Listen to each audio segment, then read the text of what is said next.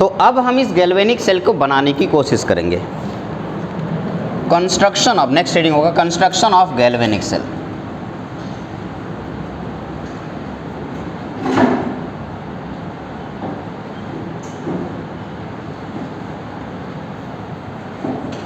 Galvanic cell को बनाने के लिए किन किन चीज़ों की रिक्वायरमेंट होगी, सबसे पहले मैं वो बता देता हूँ। रिक्वायरमेंट,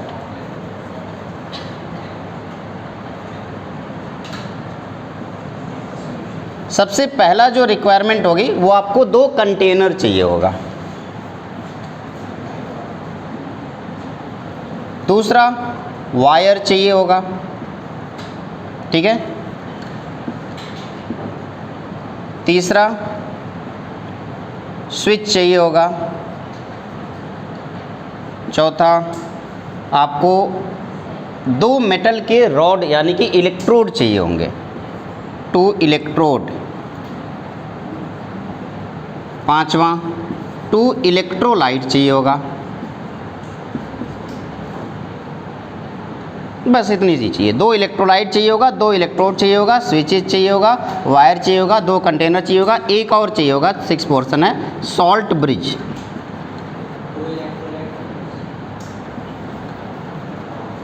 ये इतनी चीज़ें चाहिए होगा। और एक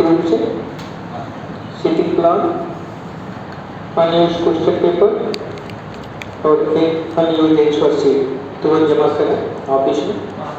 1 electrode from issue please submit. 2 electrolyte बताऊंगा अभी क्या होता है, इलेक्ट्रोड क्या होता है, इलेक्ट्रोलाइट क्या होता है।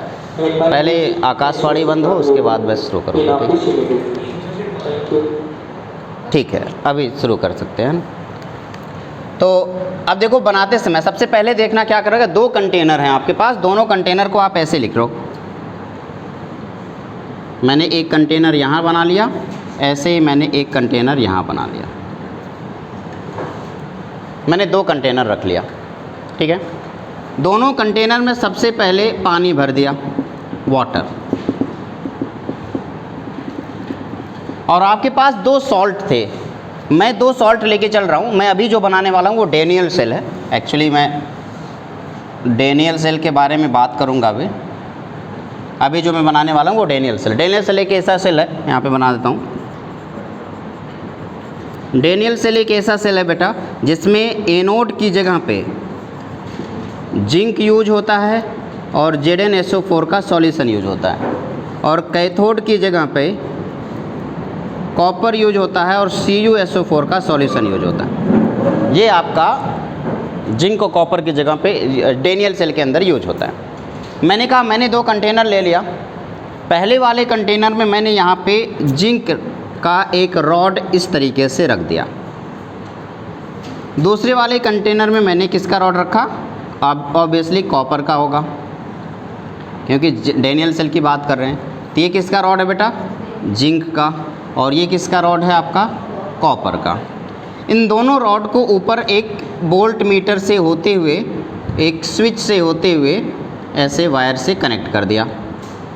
ये वोल्ट मीटर है। वोल्ट मीटर के अंदर एक रीडिंग आएगी। कौन सी रीडिंग, यानी कि जब भी करंट फ्लो हो रहा होगा, कितने पोटेंशियल का करंट फ्लो हो रहा है, उसकी रीडिंग यहाँ पे आ जाएगी। अब इसके अंदर जो मैंने इलेक्ट्रोलाइट डाला है वो इलेक्ट्रोलाइट है, वो जो इलेक्ट्रोलाइट है वो है ZnSO4।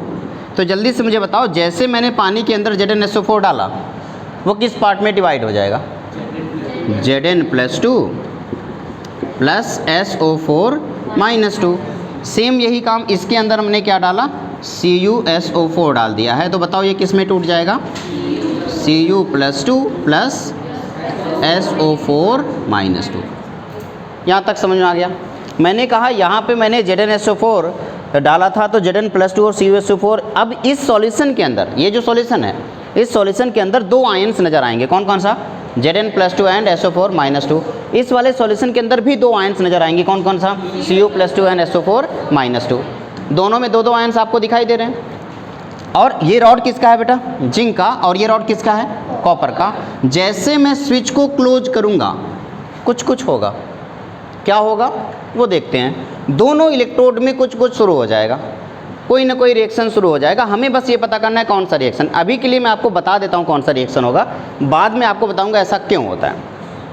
होगा ये कि यहाँ पे इस वाले पोर्शन में जिंक जो सॉलिड फॉर्म में आपको दिखाई दे रहा है, ये जो जिंक है ना, वो इस सॉल्यूशन के अंदर जंप करके अपने आप को किस में कन्वर्ट करेगा, Zn+2 में। तो जिंक जो पहले सॉलिड फॉर्म में हुआ करता था अभी किस में कन्वर्ट हो जाएगा, Zn+2, यानी किसके अंदर चला गया, सॉल्यूशन के। तो मैंने लिख दिया एक्वस।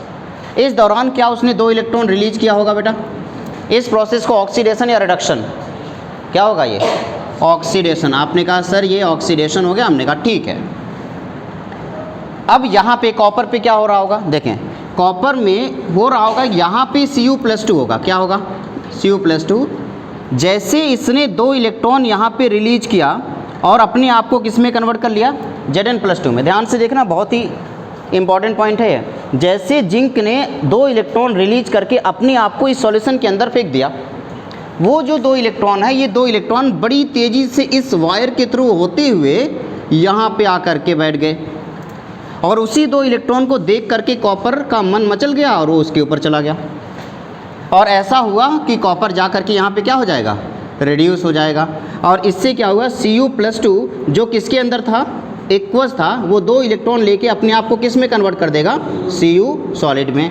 ये रिएक्शन ऑक्सीडेशन हुआ या रिडक्शन, आपने कहा सर ये रिडक्शन हुआ, हमने मान लिया ये रिडक्शन हुआ। एक बात जो मैं यहाँ पे लिख देता हूँ, आपको याद रखना पड़ेगा,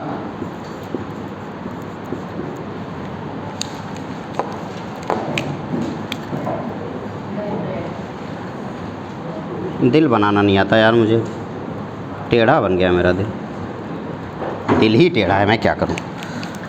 एनऑक्स लव रेड कैट, ये आपको हमेशा के लिए याद रखना है। एन का मतलब एनोड, एन का मतलब एनोड, ऑक्स का मतलब ऑक्सीडेशन, लव तो मैंने अपनी तरफ से लिख दिया, रेड का मतलब रिडक्शन और कैट का मतलब कैथोड। ये आपको हमेशा के लिए याद रखना है। An ox love red cat, इसका मतलब ये हुआ कि एनोड पर हमेशा क्या होगा और कैथोड पे हमेशा क्या होगा, रिडक्शन और ऑक्सीडेशन पता करना है तो आप चार्ज देख के नहीं पता कर सकते हो, बल्कि क्या देख के पता करोगे, रिएक्शन देख करके पता करोगे। अगर मैं आपसे कहूँ कि मुझे ये बताना है कि यहाँ पर कौन सा पॉजिटिव चार्ज है, कौन सा नेगेटिव चार्ज, 80% बच्चे यहाँ पे गलती करते हैं। क्या गलती करते हैं, उन्हें लगता है कि कैथोड हमेशा नेगेटिव चार्ज होता है, जबकि ऐसा है नहीं। कैथोड हमेशा नेगेटिव चार्ज नहीं होता, बल्कि वो हर एक सेल के अंदर की वजह से बदल सकता है। लेकिन एक बात हमेशा फिक्स रहेगी कि एनोड पे हमेशा क्या होगा, रिडक्शन ऑक्सीडेशन, और कैथोड पे हमेशा क्या होगा। यानी कि अगर आपको एनोड या कैथोड देखना है तो चार्ज देख के नहीं, बल्कि क्या देख के बताओगे, ऑक्सीडेशन एंड रिडक्शन। जहाँ पे ऑक्सीडेशन होगा वो एनोड, जहाँ पे रिडक्शन होगा वो, क्लियर है ना, कोई दिक्कत नहीं है। यहाँ पे ज़रा देख लेते हैं, जिंक ने 1 इलेक्ट्रॉन निकाला, जैसे कि इसने 1 इलेक्ट्रॉन 2 इलेक्ट्रॉन निकाल दिए, उस 2 इलेक्ट्रॉन की वजह से इलेक्ट्रॉन ऐसे आया उधर भाग गया। मुझे बताओ बैटरी में नेगेटिव से पॉजिटिव की तरफ इलेक्ट्रॉन जाता है या पॉजिटिव से नेगेटिव की तरफ, सोच के बताओ। इलेक्ट्रॉन नेगेटिव से निकलता है और कहाँ जाता है, पॉजिटिव की तरफ जाता है। तो अगर इलेक्ट्रॉन यहाँ से निकल के उस तरफ जा रहा है तो इसका मतलब ये क्या हो गया, नेगेटिव या पॉजिटिव, ये हो गया आपका नेगेटिव, क्लियर है। उस तरफ जा रहा है इसका मतलब वो क्या हो गया, पॉजिटिव। अच्छा, ये जो नेगेटिव है कौन है, जिंक है ना, और कौन सा रिएक्शन हो रहा है, इसका मतलब ये एनोड है या कैथोड। तो आपने कहा सर एट एनोड एक रिएक्शन हो रहा था, कौन सा, Zn solid gives Zn+2 + 2 electron. तो ये क्या हो गया आपका एनोड। और बताना, उधर देखना बेटा, ध्यान से देखो और बताओ मुझे, कॉपर पे क्या हो रहा है, रिडक्शन, तो इसका मतलब ये क्या हो जाएगा, तो ये एट कैथोड एक रिएक्शन हो रहा था और ये बन गया आपका कैथोड। अब बताओ कैथोड के ऊपर चार्ज कौन सा है और एनोड के ऊपर चार्ज कौन सा है। लेकिन क्या हमेशा ऐसा होगा, नहीं। लेकिन एक बात हमेशा फिक्स रहेगा, वो क्या है, एनोड पे हमेशा ऑक्सीडेशन होगा और कैथोड पे हमेशा रिडक्शन होगा। ये बात फिक्स हो गई, कोई दिक्कत नहीं हुआ। चलो, जिस डायरेक्शन में करंट फ्लो हो रहा है वो कौन सा है, एनोड टू कैथोड या cathode to anode, anode to cathode. इस डेनियल सेल के अंदर जिंक टू कॉपर या कॉपर टू जिंक। तो आपने कहा कि सर इस तरफ हमारा इलेक्ट्रॉन मूव कर रहा है, इलेक्ट्रॉन का मूवमेंट जिंक से निकला और कहाँ चला गया, तो इलेक्ट्रॉन के अपोजिट डायरेक्शन में करंट मूव करता है तो करंट का मूवमेंट किधर होगा? कॉपर टू जिंक, यानी कि कैथोड टू एनोड। तो करंट का मूवमेंट किधर हो रहा है? Cathode to anode. और इलेक्ट्रॉन का मूवमेंट किधर हो रहा है? Anode to cathode. क्या ये बात क्लियर हो गई? डैनियल सेल में आपसे पूछा जाए कि इलेक्ट्रॉन का मूवमेंट किधर होता है तो आप कहेंगे जिंक टू कॉपर, और करंट का मूवमेंट किधर होता है तो आप बोलेंगे क्या कॉन्टिन्यूसली ऑक्सीडेशन हो रहा है? हो रहा है या नहीं? ऑक्सीडेशन होने की वजह से क्या इलेक्ट्रॉन लॉस हो रहा है? इलेक्ट्रॉन के निकलने की वजह से इलेक्ट्रॉन का मूवमेंट हो रहा है। इलेक्ट्रॉन के मूवमेंट की वजह से करंट का मूवमेंट हो रहा है। करंट के मूवमेंट की वजह से इसमें एक रीडिंग दिखाई देगी वोल्टमीटर में, यस और नो? कुछ देर के बाद ये बंद हो जाती है। ये जो आपको रीडिंग दिखाई दे रही है, कुछ देर के बाद ये रीडिंग दिखनी बंद हो जाती है। क्या बेटा? हाँ, बस ऐसे सिंपली सोचते हैं कि कुछ देर के बाद अचानक से इस जो आपका यहाँ पे मीटर है, वोल्ट मीटर है, इसमें रीडिंग जीरो हो जाती है। अगर उसमें रीडिंग जीरो हो गई तो इसका तो एक ही मतलब है, क्या? कि करंट कोई फ्लो नहीं हो रहा है। अब करंट नहीं फ्लो हो रहा है इसका मतलब इलेक्ट्रॉन भी फ्लो नहीं हो रहा है। सवाल ये कि इलेक्ट्रॉन फ्लो क्यों नहीं हो रहा है? क्योंकि इलेक्ट्रॉन बन ही नहीं रहा होगा। इलेक्ट्रॉन बन नहीं रहा यानी कि निकल ही नहीं रहा। किस में से नहीं निकल रहा है? जिंक से। इसका मतलब जिंक का ऑक्सीडेशन भी नहीं हो रहा होगा। क्लियर है? तो वही तो सोचने वाली बात है। समझते हैं बेटा, इसी को समझ। जिंक प्लेट धीरे धीरे, ओके, चेक करते हैं। देखो, इससे पहले कि ये पता करें कि आखिर करंट का मूवमेंट बंद क्यों हुआ, अभी लिखेगा नहीं कोई, मैं आपको टाइम दूंगा लिखने के लिए बेटा। इससे पहले कि आप ये पता करें कि करंट आखिर ये जो वोल्ट मीटर में रीडिंग जीरो क्यों हुई, आपको ये जानना पड़ेगा कि आखिर वोल्ट मीटर में रीडिंग आई ही क्यों थी। क्योंकि करंट फ्लो हो रहा था। करंट क्यों फ्लो हो रहा था? क्योंकि इलेक्ट्रॉन फ्लो हो रहे थे। इलेक्ट्रॉन फ्लो क्यों नहीं हो रहे थे? क्योंकि ऑक्सीडेशन हो रहा था और रिडक्शन हो रहा था। अगर रीडिंग जीरो हुई इसका मतलब करंट जीरो हुआ होगा। करंट जीरो होने का मतलब इलेक्ट्रॉन का फ्लो भी बंद हो गया होगा। इलेक्ट्रॉन के फ्लो के बंद होने का एक ही रीजन है कि ऑक्सीडेशन और रिडक्शन में से कोई एक बंद हो गया होगा या दोनों बंद हो गए होंगे। अब हमें बस यही पता लगाना है कि आखिर क्या हुआ। आओ चेक करते हैं। जल्दी से मुझे ध्यान से इधर देख के बताओ, मुझे देख के नहीं, मतलब बोर्ड की तरफ देख के। अगर मैंने आपसे कहा कि जिंक इस सॉल्यूशन के अंदर इंटर किया है तो क्या इस सॉल्यूशन के अंदर Zn+2 का कॉन्सेंट्रेशन इंक्रीज करता जा रहा है? यस और नो? सॉल्यूशन के अंदर Zn+2 का कॉन्सेंट्रेशन इंक्रीज करने की वजह से ये क्या पॉजिटिव चार्ज हो गया? हुआ या नहीं हुआ? ओके, इधर बताओ, जैसे जैसे कॉपर निकलता जाएगा कॉपर का कॉन्सेंट्रेशन क्या होता जाएगा? डिक्रीज करता जाएगा, जबकि SO4 का कॉन्सेंट्रेशन क्या होता जाएगा? इंक्रीज करता जाएगा। यस और नो? अगर यहाँ पे इस वाले सॉल्यूशन के अंदर SO4-2 का कॉन्सेंट्रेशन इंक्रीज कर रहा है, जबकि इस वाले सॉल्यूशन में आपका Zn+2 का कॉन्सेंट्रेशन डिक्रीज कर रहा है या इंक्रीज कर रहा है? इंक्रीज कर रहा है। तो Zn+2 के कॉन्सेंट्रेशन के इंक्रीज करने की वजह से, Zn+2 के कॉन्सेंट्रेशन के इंक्रीज करने की वजह से इधर पॉजिटिव चार्ज बहुत ज़्यादा बढ़ गया होगा, जिसकी वजह से जब अगला Zn आएगा तो उसको रिपेल करेगा। आएगा या नहीं? मान लो यहाँ से एक Zn+2 आना चाह रहा है, Zn+2 आना चाह रहा है इस सॉल्यूशन के अंदर, लेकिन पहले से Zn+2 है, तो क्या ये उसको अपोज करेगा, रोकेगा? मत आओ भाई मत आओ। क्यों? क्योंकि पॉजिटिव पॉजिटिव रिपेल करेगा, तो रिपेल करने की वजह से ये नहीं आएगा। ये सुनो, तो इसका आना बंद क्यों हुआ? क्योंकि यहाँ पे पहले से Zn+2 है। इधर देख लो, SO4-2 का कॉन्सेंट्रेशन बढ़ने का मतलब उसका वाला Cu चला गया, तो ये किसी और के Cu को पकड़ लेगा। अब दूसरा वाला Cu जाने लगेगा तो उसे रोक देगा ना, नहीं जाओ। क्यों? क्योंकि SO4-2 का कॉन्सेंट्रेशन बढ़ गया है, जिसकी वजह से ये Cu को जाने से रोकना शुरू कर देगा, जिसकी वजह से रिडक्शन इधर बंद हुआ और इधर क्या बंद हो गया? ऑक्सीडेशन के बंद होने की वजह से इलेक्ट्रॉन का फ्लो बंद हुआ था। इलेक्ट्रॉन के फ्लो बंद होने की वजह से करंट बंद हुआ था। करंट की वजह से पोटेंशियोमीटर में या वोल्टमीटर में कोई रीडिंग नहीं आ रही थी। यस और नो? डन है? मिला जुला के कहने का मतलब है ऑक्सीडेशन और रिडक्शन स्टॉप हो गया, जिसकी वजह से कोई भी करंट फ्लो नहीं हो रहा। यस और नो? गुड। हमें बस उसी को ख़त्म करना है। क्यों? क्योंकि ऐसा तो नहीं है कि आप इन्वर्टर की बैटरी आज खरीद के लेके आते हैं, और 10 दिन के बाद वो ख़त्म हो जाती है। क्या ऐसा होता है क्या? नहीं, वो तो सालों साल चलती है ना, 6 से 7 साल 8 साल का उसकी वारंटी होती है। तो इतनी लंबी चल रही है, इसका एक ही मतलब होगा कि इतनी जल्दी तो बैटरी बंद नहीं होने वाली, कुछ तो कमी होगी या कुछ तो वो करते होंगे। इधर देखते हैं, अगर मैं कुछ ऐसा तरीका ढूंढ लूँ जिससे ये Zn+2 का कॉन्सेंट्रेशन इधर जितना एक्सेस में हो वो न्यूट्रल हो जाए और इधर SO4-2 का कॉन्सेंट्रेशन न्यूट्रल हो जाए, क्या पानी डालने से होगा? नहीं, बल्कि हमें उसके अपोजिट चार्ज को डालना होगा। ये सुनो, जैसे Zn+2 को न्यूट्रल करने के लिए क्या चाहिए? माइनस साइन वाला कोई भी एक चार्ज चाहिए। इस माइनस वाले को न्यूट्रल करने के लिए क्या चाहिए? पॉजिटिव वाला कोई एक आयन चाहिए होगा। इस वजह से हम यू ट्यूब की मदद लेते हैं। नहीं, यू शेप का एक ट्यूब है, यू ट्यूब मतलब आप लोगों वाला यूट्यूब नहीं है, वो रील देखने वाला। यू शेप का एक ट्यूब है जिसे हम यूट्यूब बोलते हैं, है ना, उसे हम सॉल्ट ब्रिज का नाम देते हैं। ये देखो, यहाँ पे मैंने एक यू शेप का एक ट्यूब ले लिया जिसे सॉल्ट ब्रिज बोला, तो ये क्या हो गया बेटा? सॉल्ट। अब सॉल्ट ब्रिज में सॉल्ट है तो कैटायन और एनायन दोनों होंगे। मैं मान के चलता हूँ यहाँ पे कोई कैटायन है C पॉजिटिव चार्ज और कोई एनायन क्या है? A-। तो ये जो एनायन है वो किसकी तरफ भाग के आएगा? Zn की तरफ। और जो कैटायन है वो किसकी तरफ भाग के जाएगा? ताकि वो इसको न्यूट्रल कर सके और एनायन आकर के Zn+2 को न्यूट्रल कर सके।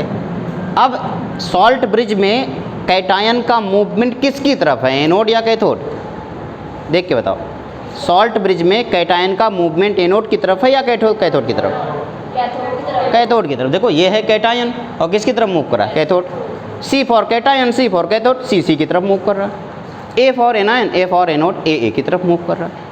ए किसकी तरफ मूव कर रहा है? एनोड की तरफ। C किसकी तरफ मूव कर रहा है? कैथोड की तरफ। यानी कि सॉल्ट ब्रिज के अंदर कैटायन किसकी तरफ मूव करेगा? कैथोड की तरफ। और एनायन किसकी तरफ मूव करेगा? एनोड की तरफ। क्या ये बात क्लियर हुई? यस और नो? अब सॉल्ट ब्रिज की ज़रूरत ही क्यों पड़ी? What is the basic function of salt bridge? ताकि हम इसके अंदर जो इलेक्ट्रोलाइट है उसके चार्ज को न्यूट्रल कर सके। तो अगर कोई पूछा the function of salt bridge is neutralization of charge present in electrolytes of the electrode. क्या ये बात क्लियर हो रही है? यहाँ तक कोई दिक्कत तो नहीं है? फिर से ये न्यूट्रल हो गया तो जिंक फटाफट निकलने लगा, ऑक्सीडेशन फिर से शुरू हो गया, इलेक्ट्रॉन निकलने लगा, इलेक्ट्रॉन आगे जाने लगा और इधर कॉपर रिड्यूस होने लगा, इधर जिंक फिर से ऑक्सीडाइज होने लगा, इधर कॉपर फिर से रिड्यूस होने लगा। इसके चक्कर में क्या हो गया? इलेक्ट्रॉन फ्लो होना शुरू हो गया और इसकी वजह से यहाँ पे एक रीडिंग आ गई। उस रीडिंग को जो यहाँ पे आती है उसी को हम सेल पोटेंशियल बोलते हैं, E। क्या ये बात क्लियर हुई? कोई दिक्कत तो नहीं है ना? अब आप पहले इसको अपनी कॉपी में नोट करेंगे, देन हम इसको और आगे बढ़ाएंगे। क्या बेटा? होगी। यहाँ पे देखें, CuSO4 जो है, CuSO4 के टूटने की वजह से Cu+2 और SO4-2 बना है। यस और नो? तो Cu+2 जो बना है और SO4-2 जो बना है, दोनों इक्वल अमाउंट में बने हैं। तो हर एक SO4 के पास अपना अपना Cu है। मान लो कोई Cu गायब हो गया तो उसका वाला SO4 घूम रहा होगा, उसको ढूंढ रहा होगा, तो जहाँ पे उसे किसी दूसरे का Cu मिल गया उसको पकड़ लेगा। तो इसके चक्कर में दूसरा वाला Cu मान लो चला गया, तो अब 2 SO4 घूम रहे होंगे Cu को ढूंढने के लिए। ऐसे 3-4 Cu चले गए तो उनके जो SO4-2 वो घूम रहे होंगे, किस लिए? अपने Cu को ढूंढ रहे होंगे। तो इसके चक्कर में जैसे जैसे Cu कम होता जाएगा, SO4-2 का कॉन्सेंट्रेशन बढ़ता जाएगा और फिर वो Cu को पकड़ करके रखने की कोशिश करेगा ताकि वो जा ना पाए। क्या ये बात क्लियर हो रही है? इस वजह से यहाँ पे Cu+2 को SO4-2 अट्रैक्ट कर रहा है, यहाँ पे Zn+2 जो आ रहा है, Zn+2 उसको रिपेल कर रहा है। डन? इसको नोट कर लीजिए। फिर एक बार फाइनल मैं एक बार फिर से पूरा प्रोसेस समझा देता हूँ। एक अच्छे स्टूडेंट के जो 5 हैबिट्स हैं वो हैं काकचेष्टा बको ध्यानम, स्वान निद्रा तथैव च, अल्पाहारी गृह त्यागी, विद्यार्थी पंच लक्षणम। इसका ये बिल्कुल मतलब नहीं जैसे लोग निकालते हैं। काकचेष्टा, काक का मतलब होता है कौवा। कौवे की तरह आपको चंचल रहना चाहिए। अब ज़्यादातर लोग कहते हैं विद्यार्थियों को कभी चंचल नहीं रहना चाहिए। चंचलता का मतलब ये है कि अगर मान लो किसी भी रीजन की वजह से आपके नंबर कम आ गए, उसको बार बार सोच सोच के आप परेशान मत हो, ठीक है हो जाएगा, चिल करो। चंचल रहे मतलब चिल रहो, ठीक है।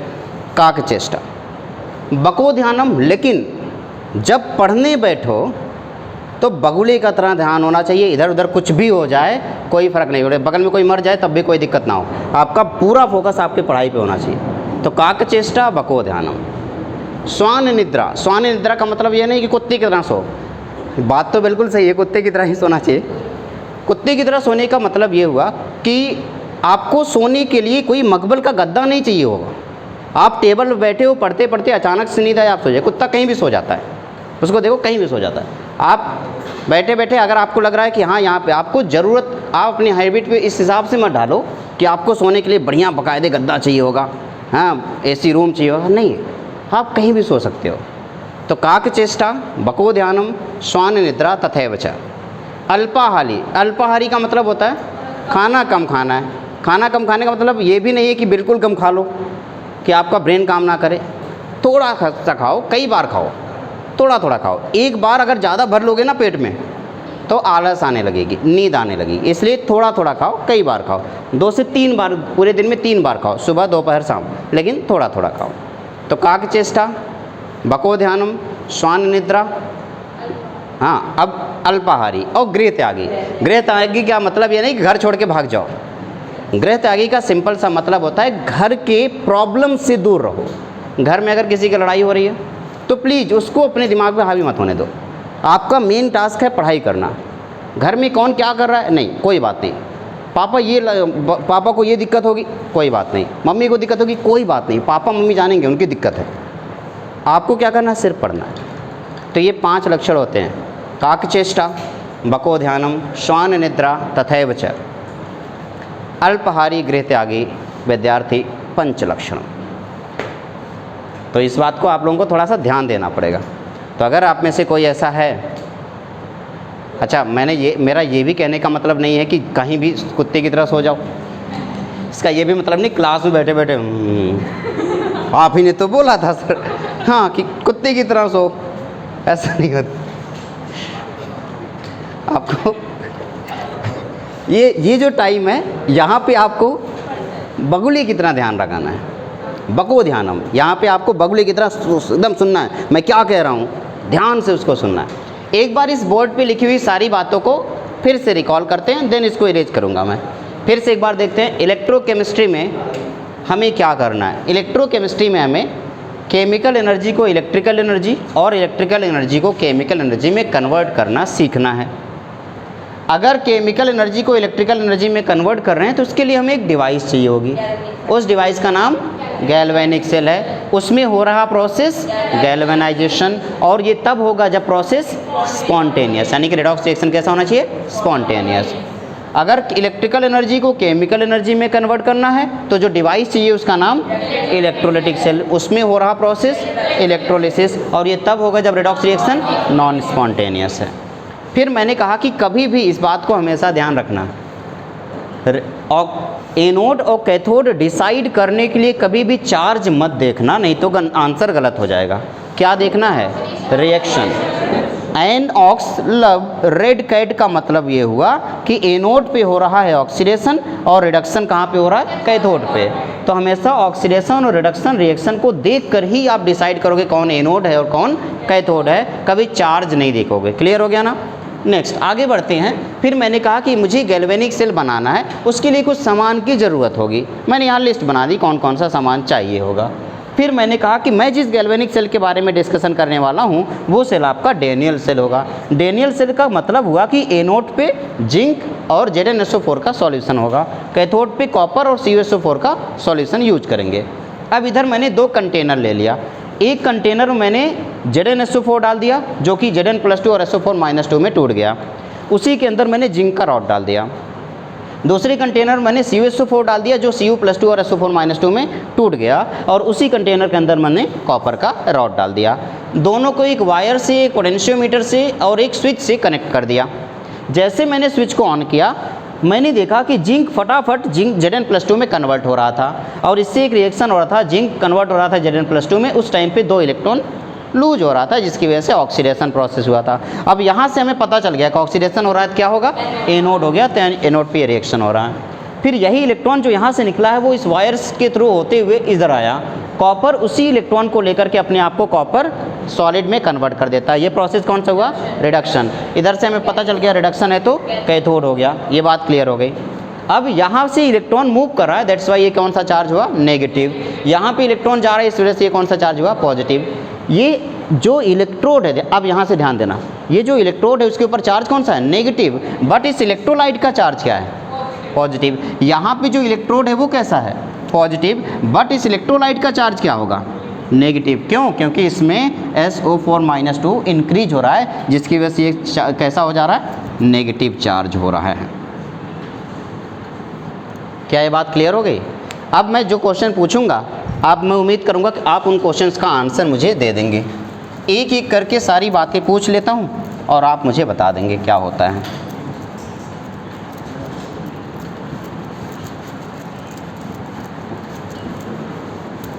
यहाँ से देखते हुए बताना, ठीक है ना।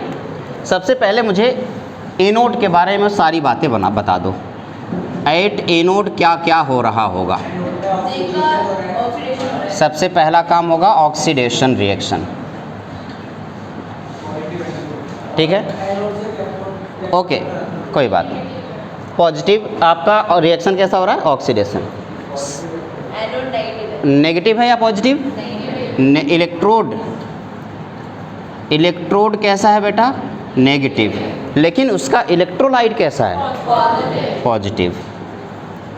इलेक्ट्रोलाइट आपका हो गया पॉजिटिव। क्या ये बात क्लियर हो, ठीक है। एनोड क्या हुआ, फिर से देखें। एट एनोड हमारा सबसे पहला रिएक्शन कौन सा हो रहा, ऑक्सीडेशन, मैंने लिख दिया। इलेक्ट्रोड कैसा चार्ज है, नेगेटिव, मैंने लिख दिया।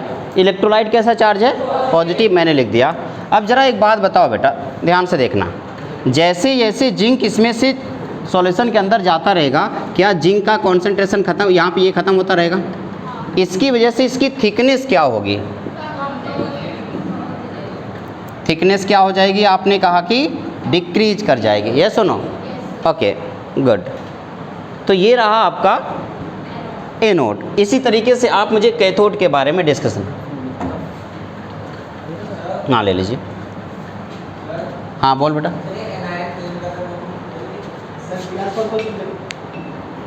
वो दोनों ले जाइए, एक छोड़ दीजिए जिसमें ये वाले पानी, पानी तो चाहिए, अभी एक क्लास 1 घंटे है तो फिर एक गिलास पानी दे दीजिए, ठीक है। इधर देखना, अगर मैं सेम, हाँ बोलो बेटा, क्या कर सकते हैं, हाँ एनायन गेन कर रहा है, कहाँ एनायन गेन कर रहा है, वो तो सॉल्ट ब्रिज का फंक्शन है ना, अभी कराएंगे उसको, सॉल्ट ब्रिज का अलग से फंक्शन हो। ये एनोड हो गया। इसी तरीके से एट कैथोड क्या क्या हो रहा होगा, जल्दी जल्दी बता दो। सबसे पहला रिएक्शन कौन सा है, रिडक्शन हो रहा है। इलेक्ट्रोड आपका पॉजिटिव है, इलेक्ट्रोलाइट नेगेटिव है, थिकनेस इंक्रीज कर रहा है, ठीक है ना, डिपॉजिट हो रहा है यहाँ पे। ये दोनों का एनोड और कैथोड के बारे में आपको पता चल गया। इसी तरीके से नेक्स्ट होगा हमारा कि सॉल्ट ब्रिज में क्या हो रहा होगा।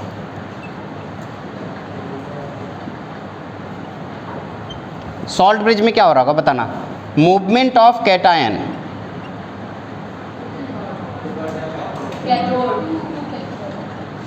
मूवमेंट ऑफ कैटायन क्या है बेटा, एनोड टू कैथोड, यही है ना, एनोड टू कैथोड, यही है। या यहाँ पे हमारे वाले सेल में क्या होगा, zinc to copper, okay, movement of cation. उसके बाद है मूवमेंट ऑफ एनायन,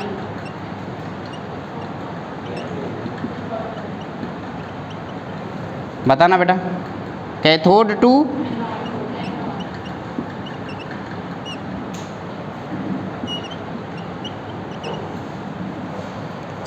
मैं एनोड टू कैथोड के बजाय टूवर्ड कैथोड लिख दो, ज़्यादा सही रहेगा। टूवर्ड कैथोड, यहाँ पे टूवर्ड कॉपर, कैटायन है ना। अच्छा, यहाँ पे लिख दो टूवर्ड एनोड या टूवर्ड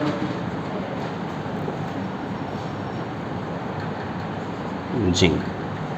अगर मैं आपसे सर्किट के बारे में पूछता कि ओवरऑल सर्किट में मूवमेंट ऑफ इलेक्ट्रॉन किधर है,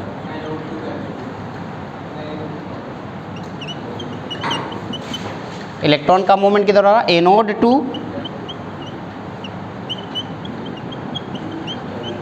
हमारे इसमें किस में हो रहा है, जिंक से copper.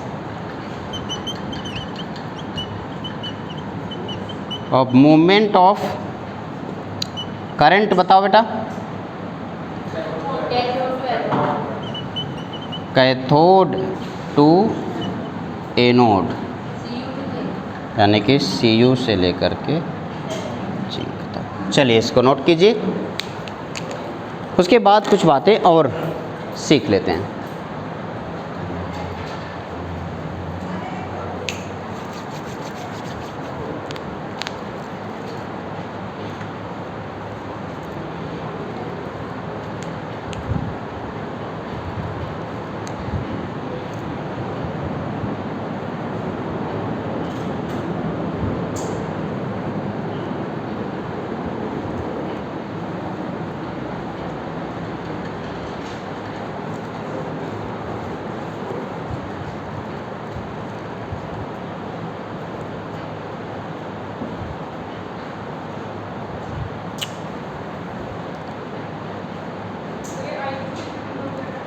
Current, want of factor मत लिख देना।